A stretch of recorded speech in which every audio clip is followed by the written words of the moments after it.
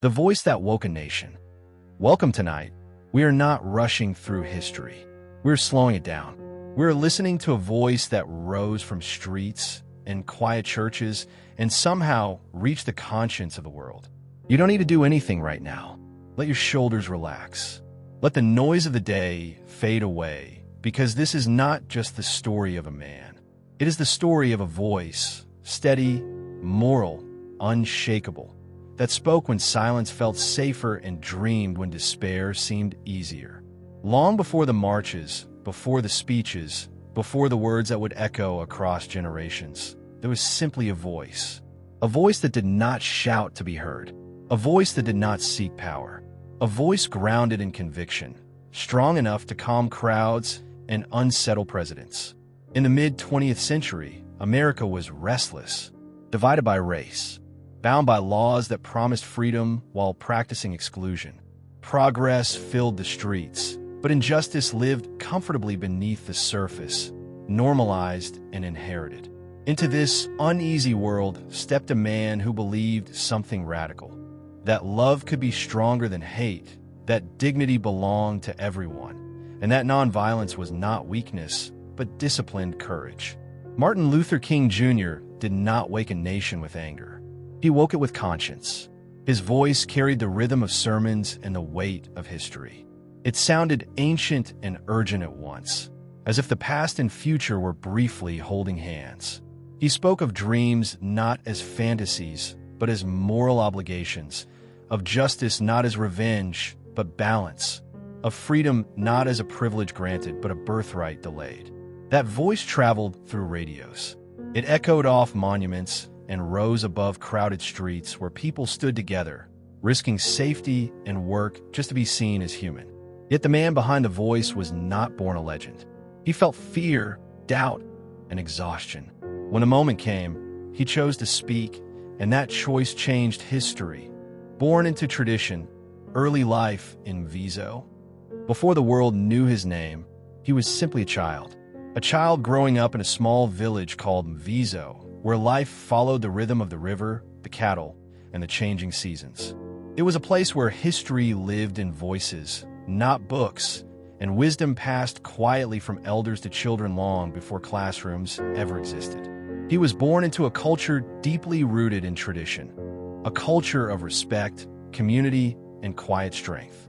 Every word and action carried meaning, not because it was enforced, but because it had been lived, tested, and remembered across generations. From his earliest steps, learning was constant, not through textbooks, but through the land, the songs of elders, the routines of work and play, and the stories of ancestors whose courage lingered in the wind. Life in Mvezo was beautiful but demanding. It required patience, resilience, and awareness. It taught that no life stood alone, and every choice echoed beyond the individual. He listened to stories of kings and heroes, not as distant legends, but as examples of sacrifice, discipline, and responsibility. Their lives shaped his imagination and quietly molded his character. Education meant more than reading or writing. It meant humility, dignity, and knowing how to carry oneself with purpose, even in the smallest moments. Family stood at the center of everything. Lessons from parents, grandparents, and the community planted seeds of loyalty, compassion, and strength that would later grow into leadership. Even here, the wider world pressed in. Subtle signs of colonial rule, inequality, and injustice appeared early, settling quietly into his awareness. These moments formed the foundation of a moral compass he would carry for life. This was the beginning. Before speeches, before marches, before recognition, he was a boy of Mvezo, learning courage, resilience, and dignity, one day at a time. Education, identity, and awakening. As he grew, the world of Mvezo was only the beginning. Beyond the river, the hills, and the village paths, a larger world waited, full of knowledge, opportunity, and challenge. Education became his gateway, not simply to reading and writing, but to seeing himself clearly in a world that often demanded he remain unseen. He moved beyond familiar surroundings into schools where lessons extended beyond letters and numbers. Here, he encountered ideas, history, and the unspoken rules that shaped society. In classrooms and dusty corridors, questions of identity began to form. Who am I? Where do I belong? How could the traditions of his ancestors coexist with the pressures of change surrounding him? Teachers and mentors opened doors to new worlds.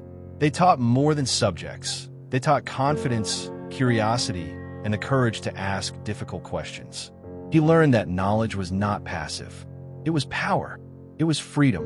It was a way to understand both the world and his place within it. The path was not easy.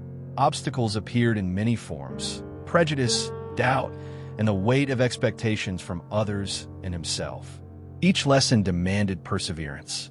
Each challenge required patience. With every answer came deeper questions. Slowly, a quiet awakening began. He noticed patterns of inequality and suffering that were not natural but imposed. He recognized how silence was enforced, how voices were limited, and how opportunity was denied. What began as small observations grew steadily, shaping his conscience and sharpening his awareness. Education gave him tools. Identity gave him grounding. Awakening gave him purpose. He was no longer only a boy from Mvezo, but a young man aware of history and responsibility. Before he became a symbol, he became aware. Before he spoke to the world, he learned to listen. And in that awareness, the first seeds of a vision were planted, one that would eventually reach far beyond him. From law student to freedom fighter, the young man who once walked the quiet paths of Mvezo now stood in a crowded city, far from the hills of his childhood. Courtrooms, law books, and university lecture halls became his new world. Justice here was meant to live in statutes and arguments, measured and precise. But the reality he faced was harsher. He learned quickly that the law, despite its structure, often protected power instead of fairness. Segregation and inequality were not theories. They were written into policies, enforced by courts, and endured by ordinary people. Every case exposed the distance between what justice claimed to be and what it truly was. Within this tension, something began to burn. He studied law not to earn comfort or status, but to understand the system from within. Each principle became a tool, each precedent a possibility. Law transformed from knowledge into purpose.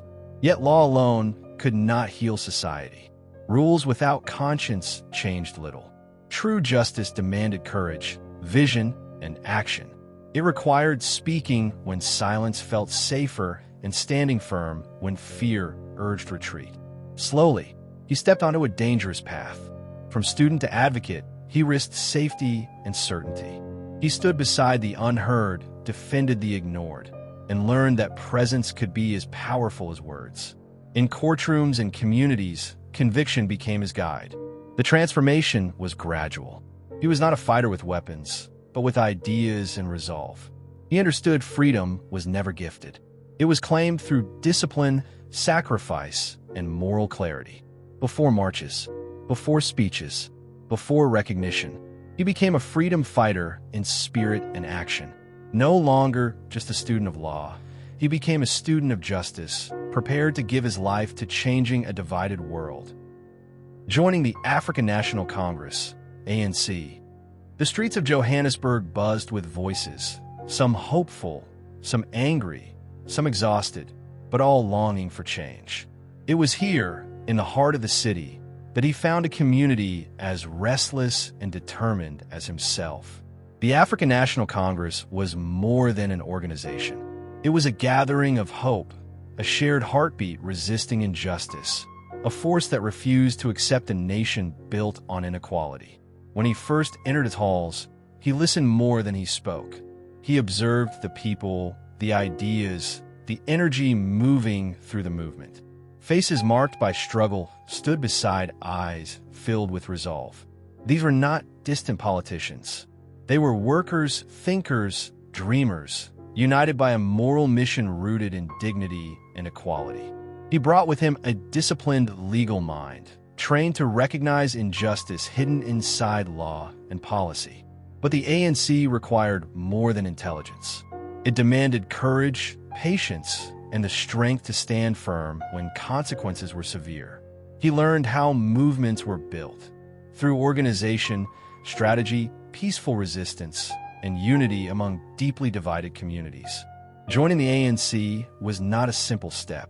It was a declaration of purpose, a commitment to act when silence was safer, a promise to give voice to those denied one for generations. Every meeting sharpened his resolve. Every debate strengthened his clarity. Each small campaign prepared him for greater trials ahead. He discovered that change moved slowly, that setbacks were unavoidable, and that patience mattered as much as passion. Yet within the movement, he found mentorship, inspiration, and belonging. The struggle was shared, and so was the responsibility. As he committed fully, one truth became clear. Freedom was not abstract. It was lived, fought for, and carried together. And he was ready to lead, to resist, and to imagine a South Africa where dignity belonged to all. Peaceful resistance and rising tensions. Across South Africa, the air was heavy with unrest. Tension lived in conversations, lingered in glances, and followed every step through cities and rural villages alike. People carried the daily weight of laws that denied their humanity, restricted movement, silenced voices, and enforced inequality as routine. He knew the struggle ahead could not be won through violence. History had taught him that anger alone destroyed more than it healed.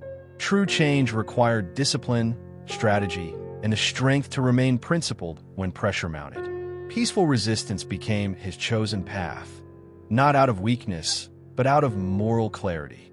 Marching without hatred, speaking without cruelty, and standing firm in truth became acts of defiance. Every protest, every petition, every organized refusal was deliberate and measured. This resistance was rooted in conscience, a belief that injustice could be challenged without surrendering dignity. It was a moral stand as much as a political one. With each act of defiance, tensions escalated. Authorities responded with arrests, intimidation, and force. Yet the people endured. He walked beside them, sharing fear and resolve, refusing to separate leadership from sacrifice. The streets became classrooms, teaching patience, unity, and courage. In these years, he became more than an organizer. He became a symbol, not only of resistance, but of dignity, not only of protest, but of hope. As repression intensified, the movement grew stronger, and the world began to take notice. In quieter moments, he reflected on the power of moral courage. Peaceful resistance was not passive. It was a deliberate declaration that a nation could awaken without losing its humanity. Tensions were rising, but so was a vision of a South Africa where justice and equality would no longer be distant dreams, but lived realities. The Defiance Campaign. The year was 1952, and South Africa was thick with fear and determination. Laws had become chains designed to control, humiliate, and silence. Yet among the people, a quiet defiance was stirring, a refusal to accept a life dictated by injustice. He understood that resistance had to be visible, undeniable, but disciplined. It could not be chaos. It could not be hatred. It had to be principled, moral, rooted in the belief that right could triumph over wrong without surrendering the soul. The Defiance Campaign began as a series of deliberate acts. Ordinary people breaking unjust laws, refusing to carry passes, sitting where they were forbidden, assembling where they were banned. Each action was symbolic, a message that oppression could not crush the human spirit. He walked among them, calm but resolute, sharing the risks, arrests, and uncertainty. Police responded with brutality, but courage endured. Every act became a lesson in dignity, a demonstration that injustice could be met with patience, principle, and strength. Behind the marches and speeches lay careful planning. Strategy mattered as much as courage. Every arrest was anticipated, every consequence considered, every lesson absorbed. Through the campaign, He was teaching both oppressors and the oppressed that freedom demanded discipline, unity, and a vision able to endure suffering without compromising morality. As the campaign grew, awareness spread, not only across South Africa, but around the world. Eyes began to see what the people already knew. The fight for justice was not violence, but conscience. In those tense days, hope and fear coexisted, and he carried both intimately. Every march, every protest, every arrest was a step on a dangerous but necessary path, one that would shape the nation's destiny. Through it all, he held fast to one truth. Moral courage, exercised against great power, could ignite a revolution in the hearts of men and women alike. Arrest and imprisonment. It was a moment that could have broken many. The gavel fell, the cell doors closed, and the walls echoed with the weight of injustice. He was arrested, not for crime, but for daring to imagine a world where freedom was not a privilege of the few, but a right of all. Prison became both confinement and crucible. Bars held his body, but never his spirit.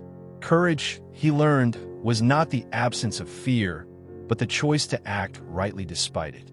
Each day behind stone walls was a lesson in patience, endurance, and quiet conviction. Letters became lifelines, small windows to the world beyond. Books became companions, their pages alive with voices of thinkers and leaders who had once dreamed of justice. Even in solitude, he walked the path of moral resistance, steadfast and principled. The world began to take notice. News of his imprisonment spread, linking his image to the cause of justice. Confinement became opportunity to reflect, to teach, and to strengthen the resolve of those continuing the struggle outside. In the stillness of the cell, he realized a profound truth. Freedom is not merely the absence of physical barriers.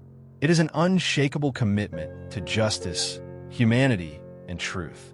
Even behind walls of stone, he became a beacon, a reminder that courage does not require liberty, and that one principled life can inspire a movement no prison can contain. As the world watched, the man in the cell became more than a prisoner. He became a symbol, a living promise that injustice, no matter how powerful, cannot extinguish the flame of righteousness in the human heart. The speech that shook the world. It began with a step onto the podium, a sea of faces stretching as far as the eye could see. The air was thick with anticipation, a mixture of hope, anxiety, and the quiet hum of a nation waiting for a voice to carry its dreams. He looked out at the crowd, thousands who had come to hear him, to feel that the struggle for justice was not in vain. Then, with calm conviction, he spoke. Words flowed, not as demands, but as vision. A world where children of every color could play together without fear. A world where a person's worth was measured not by skin, but by character. He painted the future with soaring language grounded in truths that pierced denial and pretense. Each phrase became a spark, each sentence a call to action, delivered with the gentle force of certainty. It was not merely a speech. It was a promise. To the oppressed, you are not invisible. To the powerful, justice cannot be delayed indefinitely. To history, the arc, though long, bends toward righteousness. People listened, rapt, hearts lifted, minds opened. Journalists recorded every word. Photographers captured every gesture. Across television screens, the world felt the tremor of change. As he spoke words that would echo through generations, it became clear this was more than rhetoric. It was the embodiment of a lifetime of struggle and courage, distilled into a vision of hope that would never fade. Time seemed to pause. A man's unwavering voice carved a path through fear, prejudice, and indifference, leaving a trail of inspiration the world could not ignore. Some words do not simply pass into memory. They ignite movements, awaken consciences, and carry the dreams of millions toward the light. This was such a speech, and the world would never be the same. Nonviolent resistance. In a world scarred by anger and oppression, he chose a path many thought impossible. A path not forged with weapons, not carved by force, but illuminated by courage, patience, and unwavering principle. He believed true strength was measured not by the power to destroy, but by the power to resist while preserving one's humanity. Every march, every sit-in, every quiet act of defiance was a statement. Injustice cannot be answered with injustice. Hatred cannot overcome love. Walking into hostility armed only with dignity and purpose was delicate. Each demonstration carried the weight of danger, yet also the promise of change. He trained his followers not only in strategy, but in mindset. Anger, natural though it was, must never become the tool of action. The streets became classrooms, the crowds his students, and the world their witness. Through patience, discipline, and moral courage, barriers once immovable began to crumble. Nonviolence was not weakness. It was quiet power, a force capable of bending even the most rigid structures of oppression. It demanded inner strength, resilience, and the conviction that justice, pursued with integrity, carries its own unstoppable momentum. Imagine the long lines of marchers, faces set with determination, hands raised not in aggression, but in solidarity. Hear their chants, steady and resolute, echoing against walls that once seemed insurmountable. Feel the calm confidence of a movement certain its cause was right, its principles unshakable, and its leader unyielding. Sometimes the most revolutionary act is not to fight fire with fire, but to stand firm, to endure, and to let righteousness shine brighter than any sword. The Montgomery Bus Boycott. It began with a single act of courage, quiet yet profound, aboard an ordinary city bus. A refusal to yield, a stand taken not with violence, but with dignity. Rosa Parks' silent defiance sparked a movement, but he helped turn that spark into a blaze of change. Montgomery became the stage for a remarkable experiment in collective courage.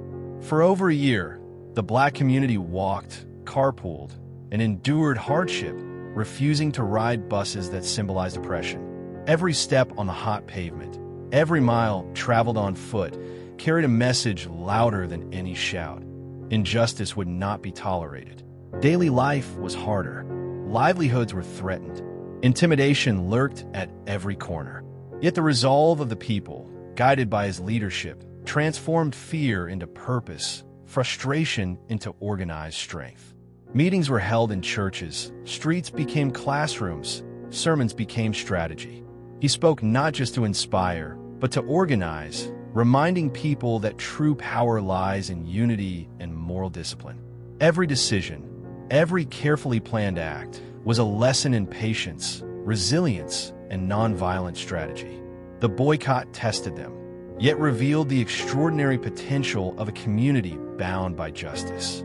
Buses ran empty, but the spirit of the people ran full, fueled by hope, conviction, and the belief that change was possible. Picture the long lines of walkers, their footsteps echoing through Montgomery streets.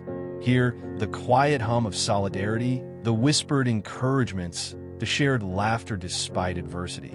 Feel the steadfast energy of a movement that understood victory does not always roar. Sometimes it walks.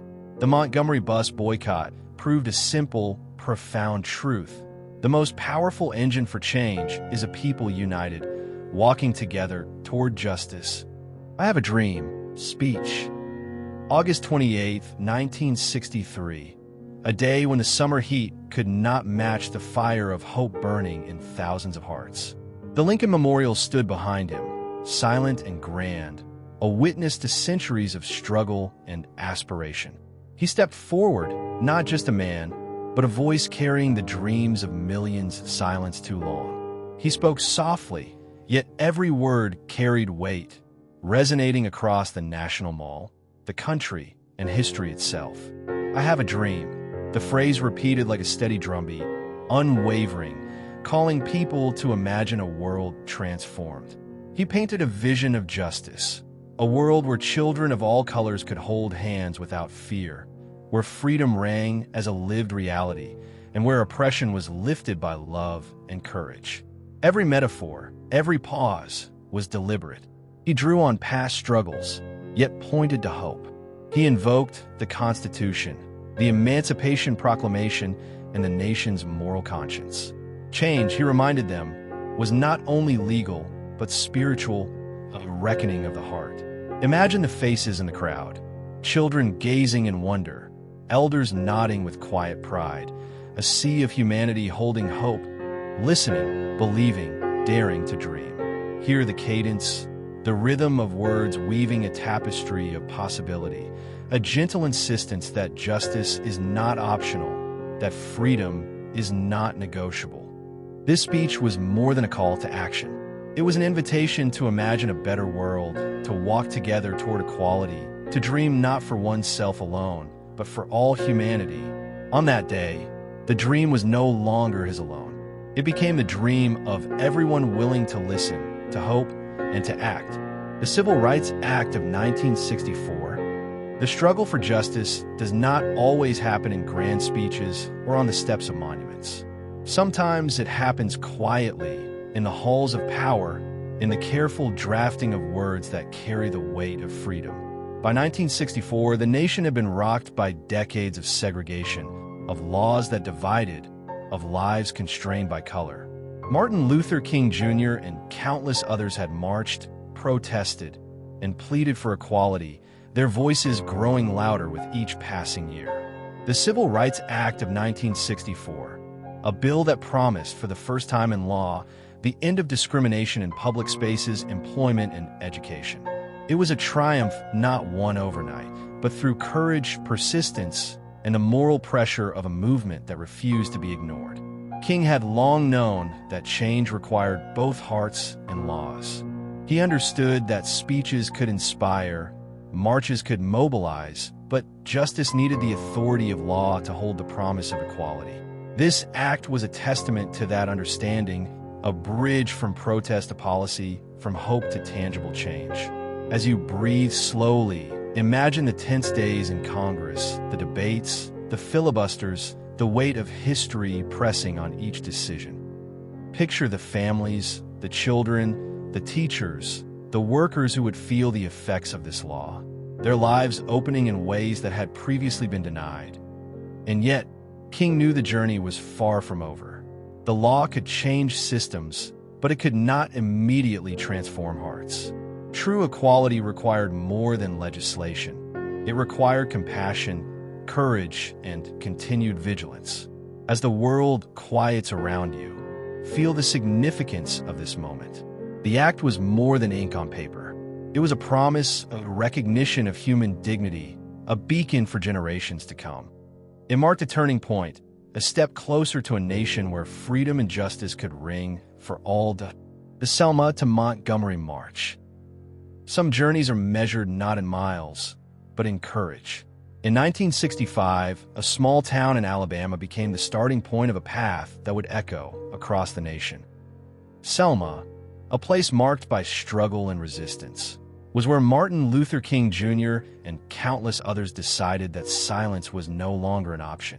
They marched, not for fame, not for glory, but for the simple, undeniable truth that every citizen deserved the right to vote.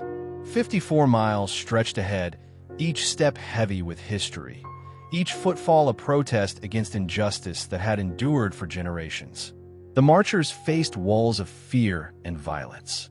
Bloody Sunday, as it came to be called, left indelible scars on bodies, on hearts, on a nation forced to confront its own conscience. But these moments of pain did not break them. They strengthened their resolve.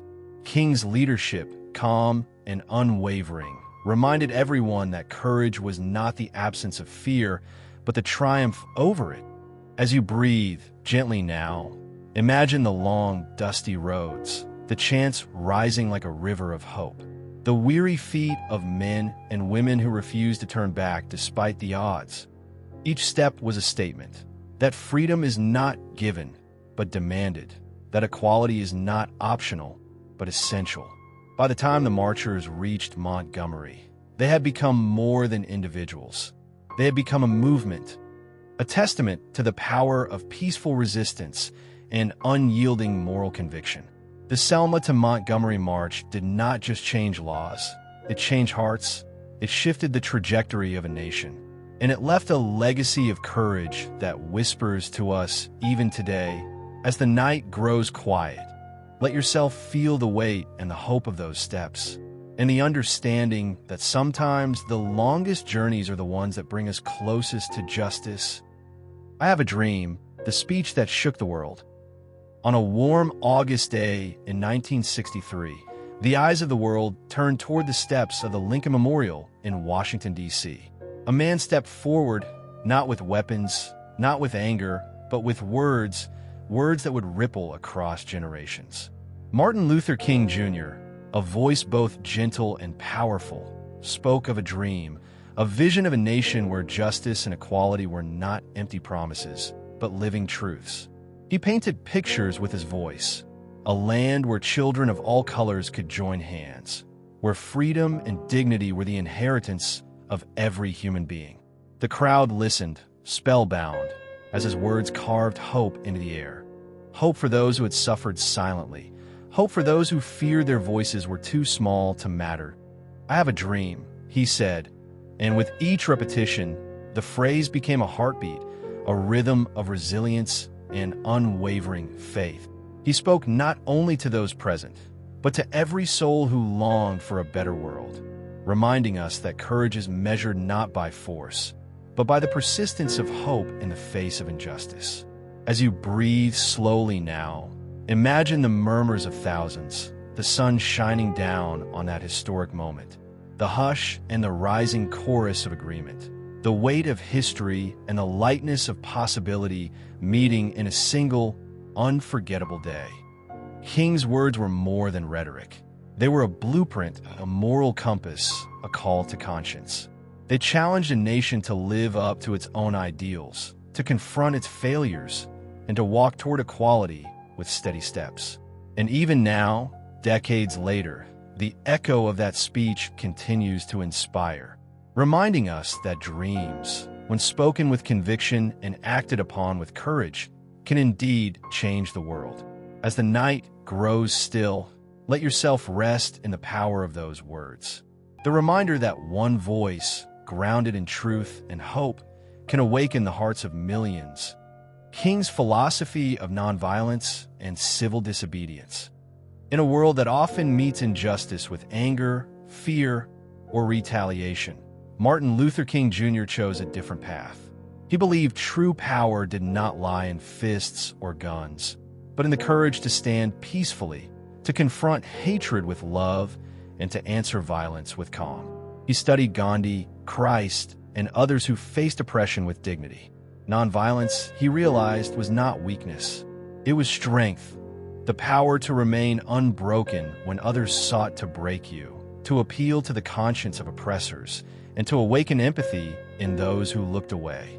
Civil disobedience became his tool of justice. Not chaos, not destruction, but a principled refusal to obey laws that perpetuated inequality. He led marches, sit-ins, and boycotts, each act measured, each step sending a message. Injustice may control bodies, but it cannot command the spirit. Picture the quiet resolve in a crowded street, the tension as protesters kneel, sit, or march, knowing courage may meet hostility, yet choosing peace anyway. This was King's vision: moral law above unjust law, righteousness stronger than brutality. Through nonviolence, he proved that change is achieved not through domination, but through appeal to justice, conscience, and humanity. Even facing jail, threats, and violence, he persisted. Not because it was easy, but because it was right, because love and truth can transform hearts as effectively as any law. As you breathe, feel the quiet power of this principle. Sometimes the most radical act is gentleness, the bravest stance is patience, and the strongest weapon is love. King's philosophy reminds us that real courage is not measured in anger, but an unyielding commitment to justice and dignity for all. The Selma marches, pushing for voting rights. In the heart of Alabama, in the small town of Selma, a quiet revolution began, not with guns or explosions, but with the simple act of walking, Martin Luther King Jr. understood that voting was not just a right. It was a gateway to dignity, a chance for every person to have their voice heard, to shape their own destiny. But in Selma, as in much of the South, that right was denied to black citizens through intimidation, violence, and unjust laws.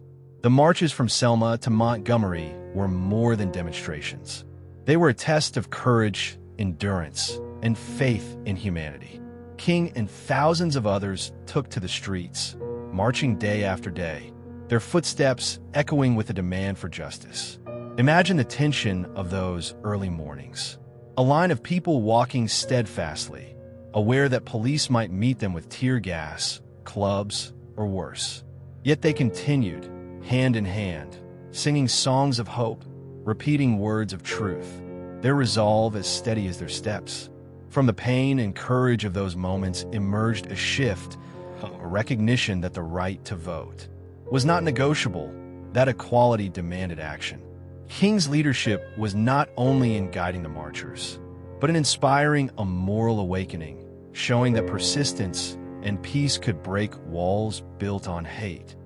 Through Selma, the nation saw that courage and determination, paired with nonviolence, could bend the arc of history toward justice.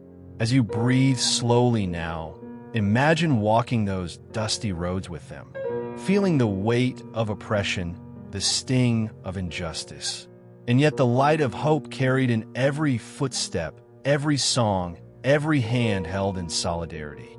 The Selma marches remind us that progress is not given, it is earned, one brave step at a time. The I Have a Dream speech, a vision for equality. On the steps of the Lincoln Memorial, a voice rose that would echo across generations. It was Martin Luther King Jr. standing before a crowd of hundreds of thousands, and yet speaking not just to them, but to the heart of a nation yearning for justice. The words, "I have a dream," were not merely a statement.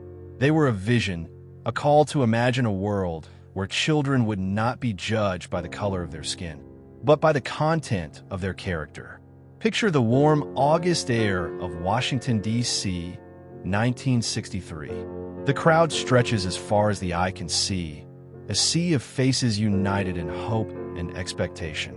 King's voice is steady, deliberate, full of rhythm and purpose, painting images of freedom, equality, and brotherhood. He speaks of valleys lifted, mountains made low, rough places made plain. He speaks of justice rolling down like waters, righteousness like a mighty stream. Every word carries weight, every pause a heartbeat of moral urgency. This speech was more than eloquence. It was a bridge from despair to possibility. It reminded the world that the dream of equality was not an idle hope, but a responsibility for every citizen, every leader, every human being. As you listen quietly in your mind, imagine standing among that crowd, feeling the swell of emotion, the shared longing, and the sense that something larger than any one person was unfolding before your eyes. King's dream was not his alone. It belonged to all who dared to believe that love, courage, and justice could reshape a society. Tonight, let the rhythm of his words settle in your mind, softly, like a gentle current, reminding us that even in the face of immense struggle, hope can light the way, and a dream, when held with faith and action, can move mountains. The Nobel Peace Prize, recognition and responsibility. In 1964, the world paused to recognize a man whose voice had stirred a nation. Martin Luther King Jr., at only 35 years old, received the Nobel Peace Prize, an honor that acknowledged not only his courage, but the principle that love and nonviolence could be more powerful than anger and weapons. Picture the stage in Oslo, Norway, where King stood, poised yet humble, accepting the medal not as a personal triumph, but as a symbol of a larger movement. He spoke of the struggle for civil rights in America, of the countless faces and hands that had marched, prayed, and risked everything for justice. The prize brought with it recognition, yes, but also responsibility. King understood that a medal could not end prejudice, nor could applause alone dismantle systemic oppression. It was a reminder that the work, the marches, the speeches, the organizing was far from over. Imagine the quiet nights after the ceremony, when the applause faded and the weight of expectation settled in. King did not seek accolades. He sought transformation. He knew that true peace requires action, persistence, and the courage to confront injustice, even when the world looks away. This honor also extended the reach of his message globally. People across continents began to see that the fight for equality in one nation was tied to a universal yearning for human dignity everywhere. As you listen now, let yourself feel the gravity and the hope intertwined in this moment. The Nobel Peace Prize was not an endpoint, but a spark, a light calling others to join the long, patient work of justice. It reminds us that recognition is meaningful only when it fuels change, and responsibility is the true measure of greatness. Legacy and lessons, how MLK's dream lives on. The story of Martin Luther King Jr. does not end with his life. It flows onward, like a river carving valleys through time, shaping the land even after the source has moved on. His speeches, his marches, his steadfast commitment to nonviolence continue to ripple through generations, quietly yet powerfully, reminding us of what is possible. Imagine the streets where he once walked, the steps of the Lincoln Memorial, echoing with voices lifted in hope and courage. Each footprint, each chant, each sermon was not just for his era, but a gift for those who would come after. King's dream was not a personal vision. It was a blueprint for humanity, a call to recognize the dignity and worth of every person. As you breathe slowly, picture the young faces inspired by his words. Students learning about justice, activists carrying his banner into new struggles, communities working together across lines of difference. The principles he championed, love over hate, courage over fear, persistence over despair, remain as relevant now as they were decades ago. The lessons of his life are gentle but firm.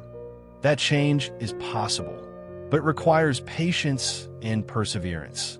That power lies not in violence or domination, but in moral clarity and compassion. That every voice matters, and that collective action can shape the course of history. Even in quiet moments, his legacy lives on.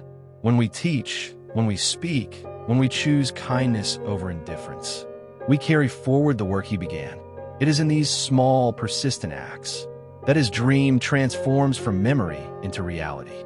Let yourself rest in that hope, feeling the enduring presence of a life that illuminated the world. Martin Luther King Jr. may have walked only one lifetime, but the path he created stretches infinitely, inviting all of us to follow, to act, and to dream. For more powerful stories from history, subscribe to Legacy by MAO. Your support truly matters.